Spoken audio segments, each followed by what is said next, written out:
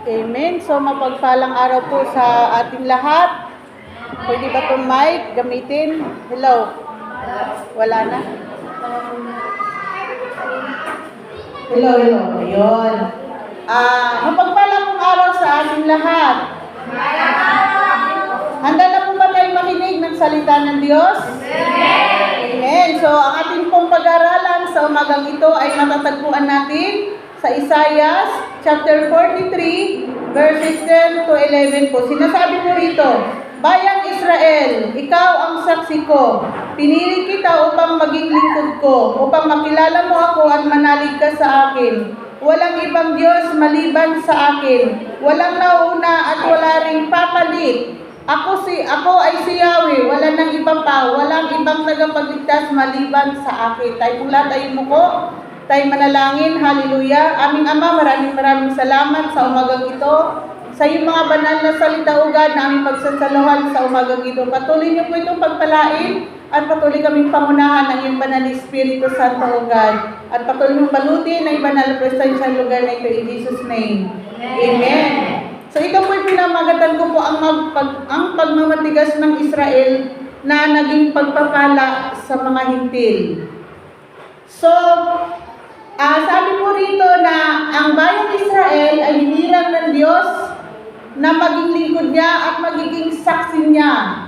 Kaso, nireject po nila ang ating Panginoon. Sa kanila nagmula ang ating Panginoon. Sa kanila nakisama, nakahalubilo ng kanilang mga ninuno. Pero hindi po nila tinanggap ang ating Panginoon. At hanggang ngayon, sila po ay naghihintay pa ng kanilang tagapagligtas. Amen?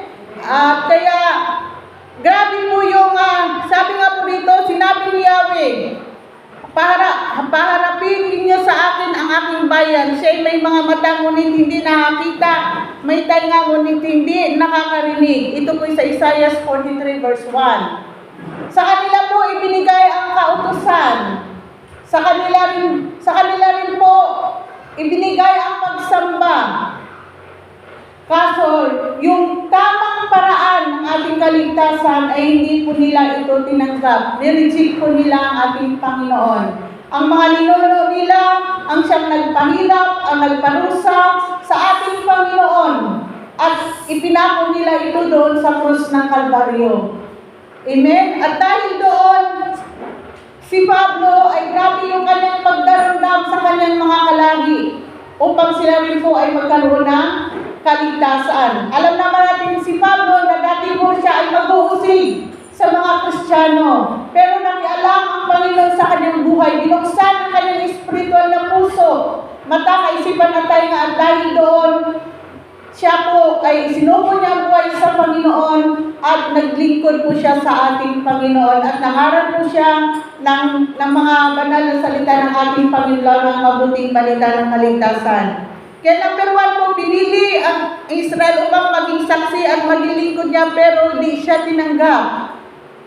Sabi po dito sa Romans 9 verse 2, sabi rito, matindi ang aking kalungkutan at di mapawi ang aking pagdaramdam ng aking puso. Dahil sa mga kalahi kong Hudyo, mas mamatamisin ko po upang ako'y sumpain at mahiwalay kay Kristo kung ito'y sa ikabubuti nila. So sabi ni Pablo, mabuti pa ako na lang yung mapahamak, ako na lang yung maparusahan, ako na lang yung mapawalay kay Kristo.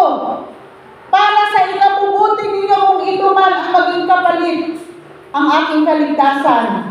So gagrabe po yung kanyang pagdaramdam sa kanyang mga kalahi na gusto niyang maligtas din yung kanyang mga kalahi. Ang kapwa niya mga Hudyo, gusto rin po niya itong magkaroon ng kaligtasan. So, nakikita po natin na grabe yung minimithi ng puso niya. Sinabi niya, di baling ako nang mapawalay ni Kristo. Mapabuti lamang kayong lahat.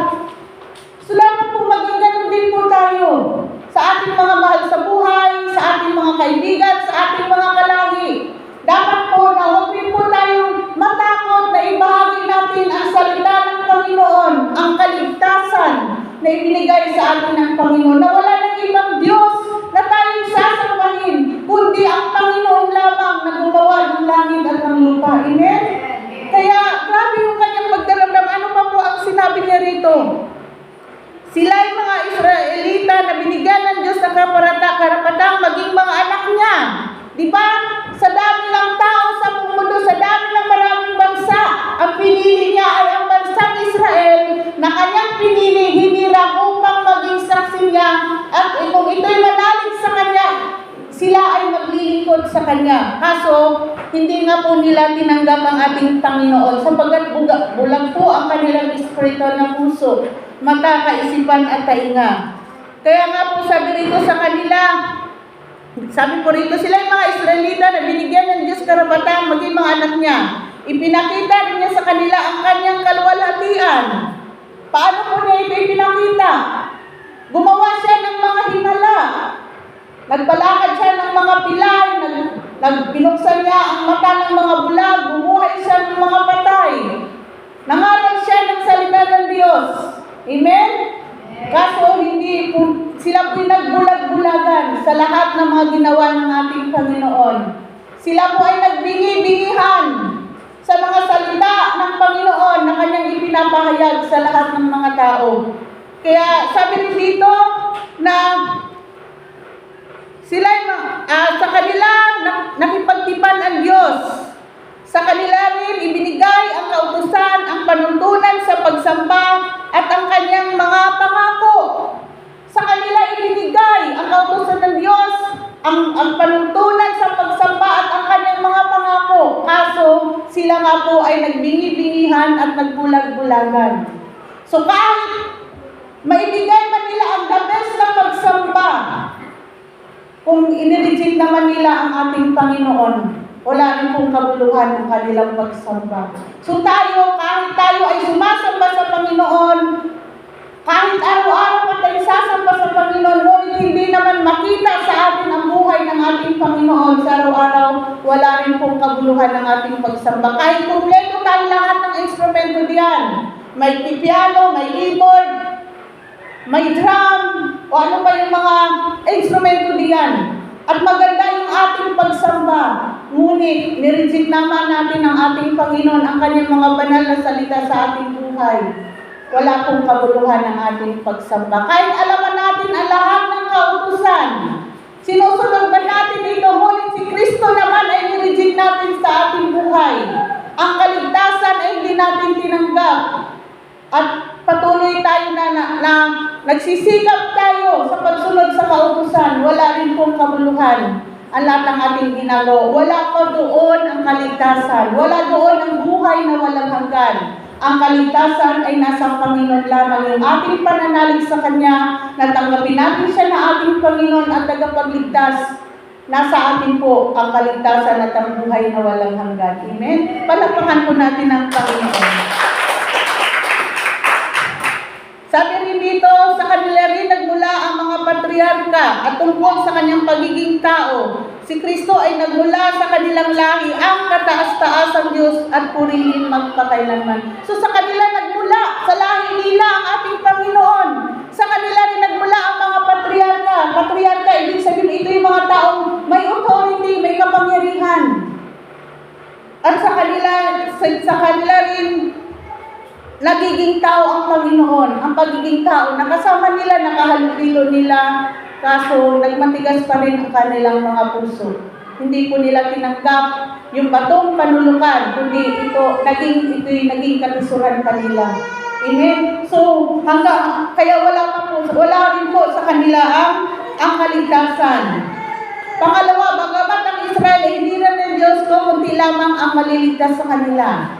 Ang sabi po sa Romans 9:27, ito naman ang ipinapayag ni Isaiah tungkol sa Israel. Kahit na maging kasindami ng buhangin sa dagat ang bilang ng mga Israel, kaunti lamang ang matitira sa kanila at maliligtas. Bakit? Sapagkat nireject nga po nila ang ating Panginoon. Hindi po nila tinanggap ang ating Panginoon. Yun yung tunay na mabuting balita ng kaligtasan. Yun yung regalo ng Diyos sa atin na walang ibang ibigay ang Ama sa silong ng langit at lupa sa ikaliligtas ng tao, kundi ang pangalan lamang ng kanyang anak na si Kristo o si Jesus. Amen?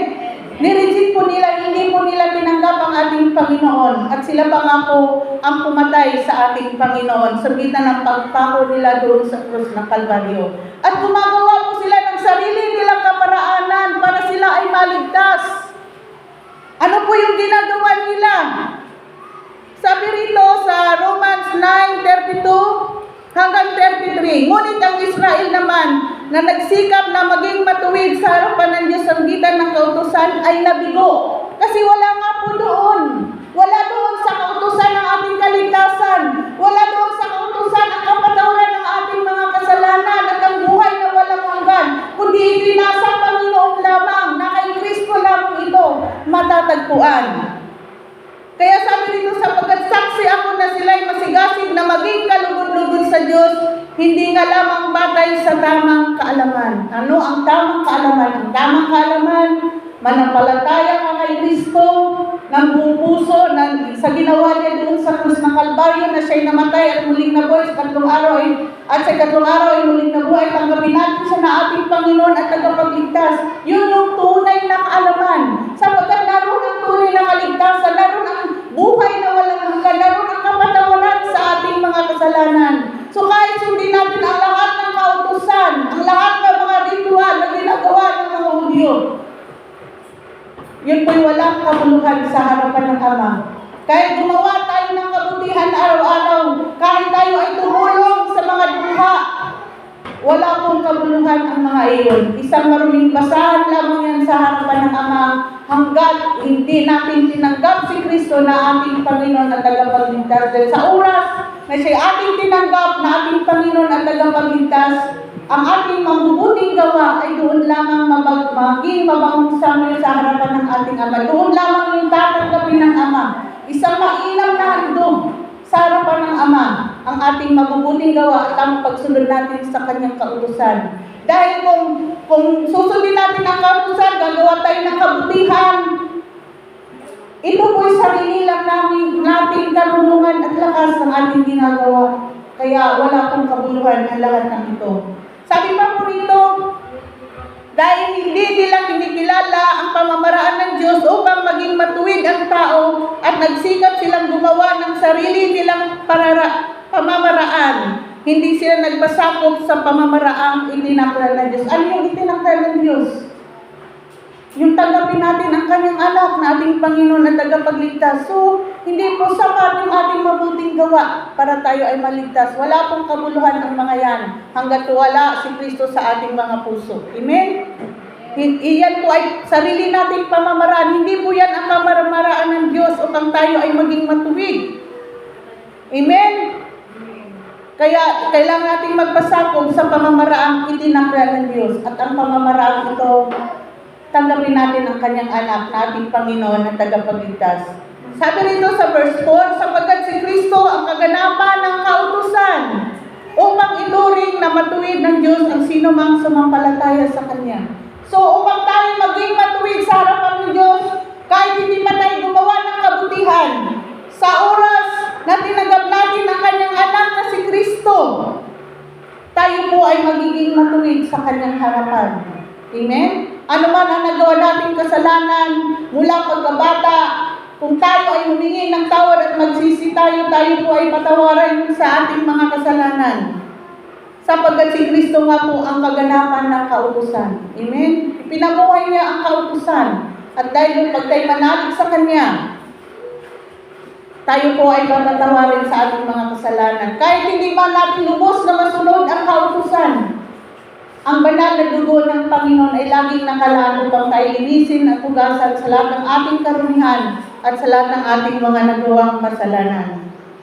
At sa kanilang pagmamatigas sa kabila na sila ay hiniran ng Diyos na maging saksi niya tayo, mga hintil, ay nakinabang nito. Ang pagmamatigas ng Israel ay pansamantala lamang hanggang sa mabuo ang bilang ng mga hintil na lalapit sa Diyos.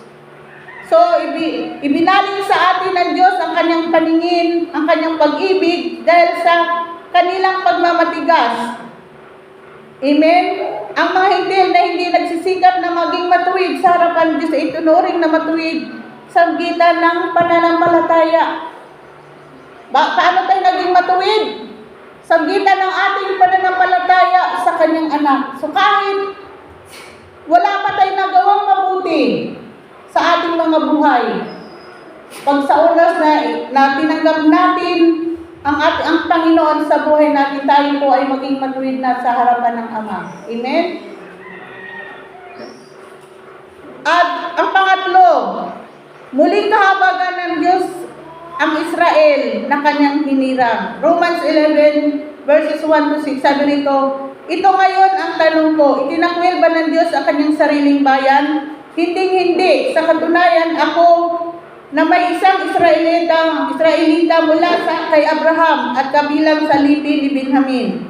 Hindi itinakwil ng Diyos ang kanyang bayan na sa simula pa'y pinili na niya. Hindi ba ninyo alam ang sinasabi ng kasulatan tungkol kay Elias?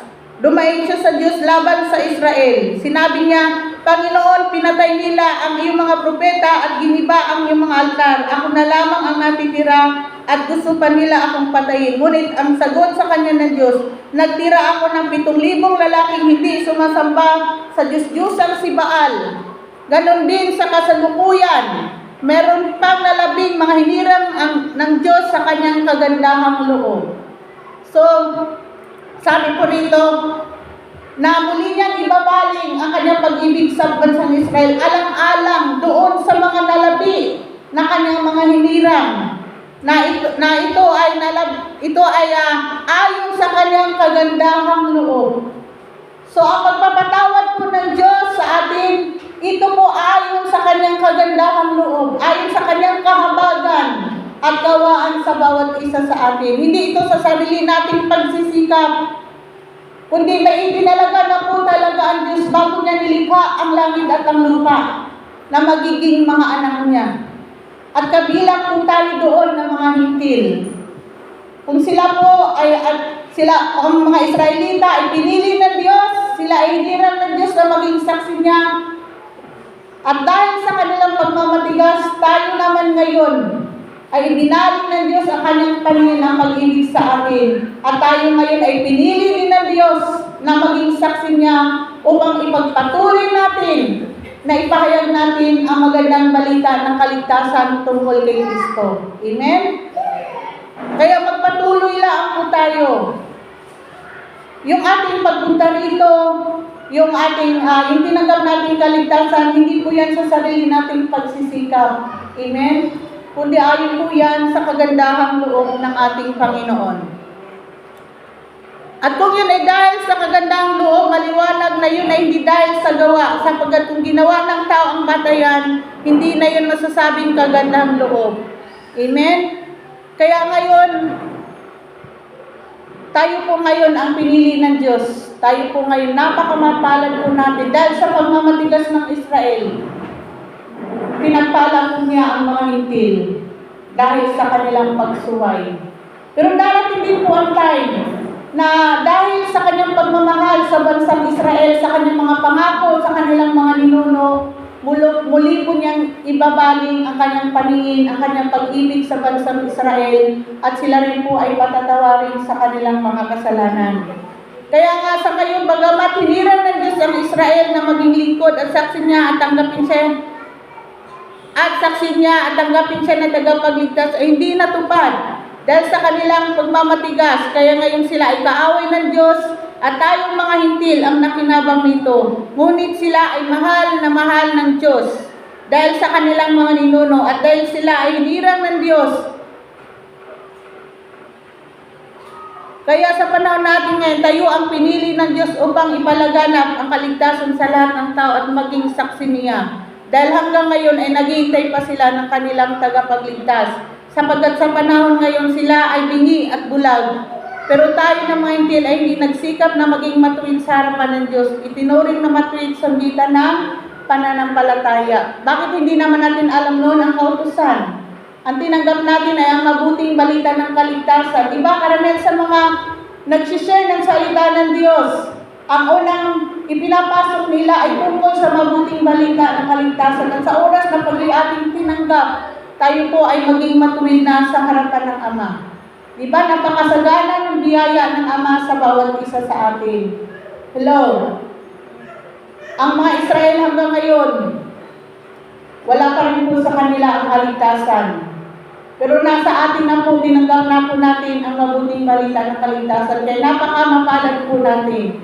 Pero pag buo na ang bilang ng mga hintil na maliligtas, muli po niyang ibabalik ang kanyang paningin sa bansang Israel upang sila rin po ay iligtas. Amen po. Palakpakan po natin ang Panginoon. At magandang umaga po sa ating lahat.